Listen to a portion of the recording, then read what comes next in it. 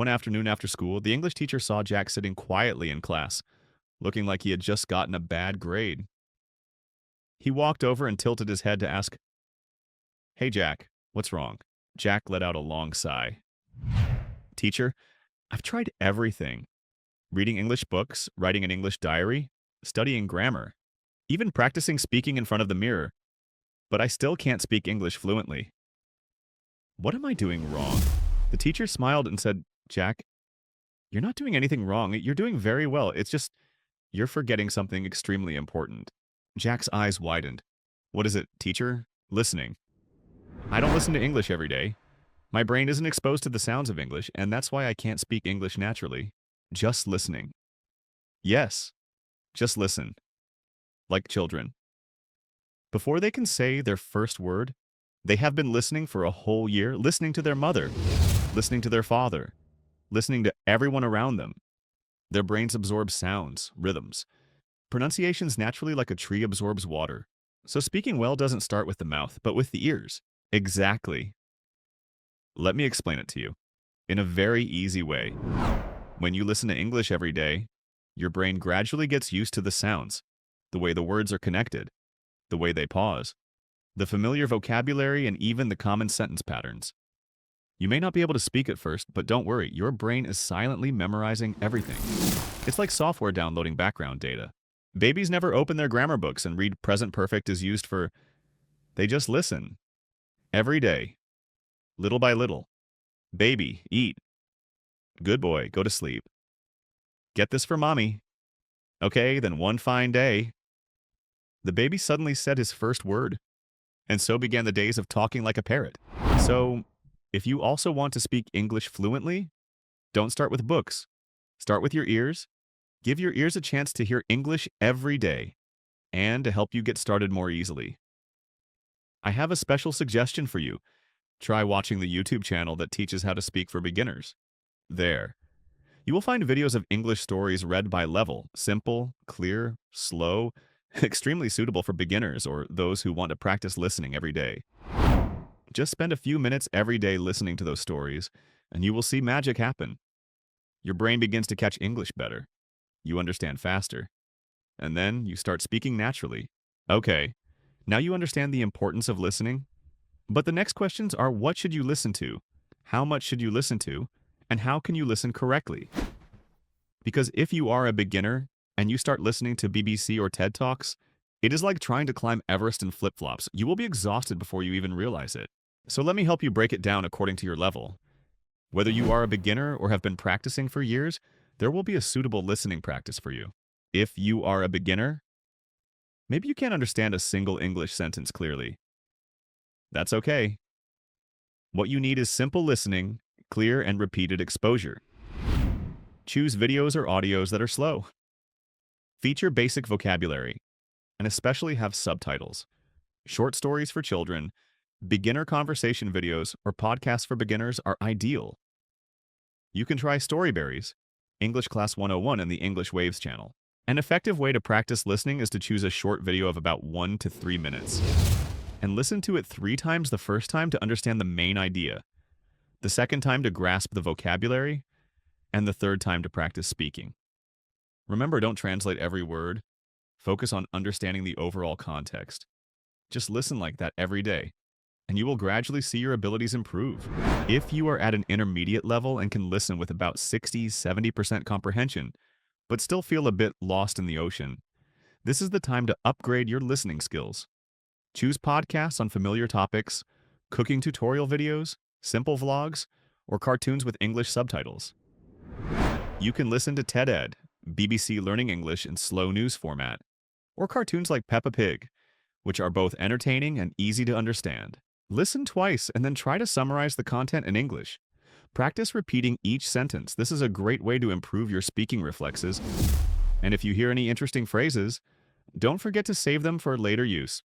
If you've reached an advanced level, congratulations. You're starting to understand native speakers when they talk normally. Now it's time to practice listening to real content that reflects real life.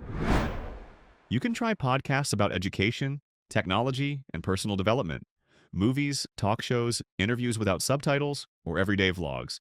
Try listening just once, and then ask yourself, what's the main idea? After that, take notes on interesting expressions, idioms, and slang phrases that you hear. Then try recording yourself telling a story. This method allows you to practice listening, enhance your speaking skills, and be more creative in your use of language. So, practicing listening doesn't mean sitting stiffly for 3 hours with headphones plugged in. It's about choosing the right content to listen to and the right way to practice, tailored to your level. Now we come to a rather mind-numbing but extremely important part. 5 common mistakes that prevent you from improving your listening skills. If you ever feel like you're listening like a deer in headlights, the good news is you're not alone. The bad news is you might be making one of these mistakes. First mistake: listening while your mind is wandering, wondering what to eat for dinner, or contemplating what your crush liked on your status yesterday is not effective. Dear friend, listening to English is not like turning on a podcast while you clean the house. Your brain needs to concentrate to process the language. Otherwise, listening for 10 hours a day is like playing background music for a plant to grow, though the plant may be green. It won't help the tree say the word hello correctly. Second mistake: over-reliance on subtitles. Relying on subtitles is like riding a bicycle with training wheels. It helps you stay upright at first, but if you keep holding onto them, you will never learn how to balance. Train yourself to listen without looking. It may be difficult at first, but you will gradually find that your ears become more attuned to the language. Pro tip: turn on English subtitles, the language you need to learn, instead of your mother tongue. Mistake number 3: choosing content that is too difficult. Don't turn yourself into an English masochist who only listens to BBC at lightning speed or political films with complex vocabulary as if studying for the Harvard Law exam. Not understanding will only lead to frustration and ultimately cause you to give up. Start with something easy and then gradually increase the difficulty. It's like playing a game no one jumps straight into the final boss. Mistake number 4: not repeating. Do you think listening once is enough? Sorry to burst your bubble, Esco, but unless you are an auditory genius, your brain needs repetition to retain information. Listen to quality content multiple times. The first time, might listen for the main idea. The second time, focus on the vocabulary. The third time, try to imitate. And the fourth time, do whatever you want. But allow your brain to truly absorb the English. And the last mistake, the national mistake: not being persistent. Many people start their listening practice with great enthusiasm, listening for 1 hour on the first day, 30 minutes on the second day, and then resting on the third, only to hibernate for a month. They then complain, "I don't understand why my English isn't improving." Bro, that's because you're practicing listening like you play the stock market erratically and without a long-term strategy. Effective listening practice requires a little bit every day, consistently. Don't approach it like exciting start of the week and turning off at the end. Consistency is key. If you've made it this far, take a second to pat yourself on the back. Seriously, you're not the type of person who just watches a 5-minute English lesson video and then leaves. You're the type of person who wants to be really good. And that's, let's be honest, extremely rare. We've gone from a boy, no, someone like you struggling with grammar and mirror practice, to realizing that it turns out that listening is all about listening. Then you learn how to practice listening at the right level. Choose the right content. Avoid fatal mistakes like listening to translate, or turning on a video and then doing the dishes. And now, you understand listening to English every day isn't just for the sake of it. It's about rewiring the way your brain reacts to the language. And if today you feel a little discouraged, a little tired, or like, am I good enough to speak English like them? Remember this: no one starts out good. But good people are those who keep starting over, even when they feel bad. Don't wait until you're perfect to practice listening. Don't wait until you have free time to study. You don't need free time. You just need to start, even if it's just 5 minutes a day.